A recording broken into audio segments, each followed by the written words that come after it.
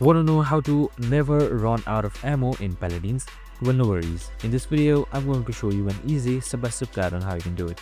It's super simple and under a minute, so let's get straight to it. Now first up, you need to know that reloading is the biggest DPS loss in game. The trick isn't a bigger magazine, it's damage sequencing.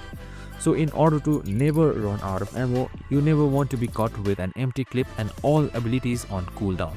The pro secret is to sequence your damage sources. Fire 70% of your clip, then use a melee attack or a low cooldown ability like Victor's Grenade. By the time that animation finishes, your passive reload card has already started. You create a constant, unending stream of threat that never gives the enemy safe window to push you.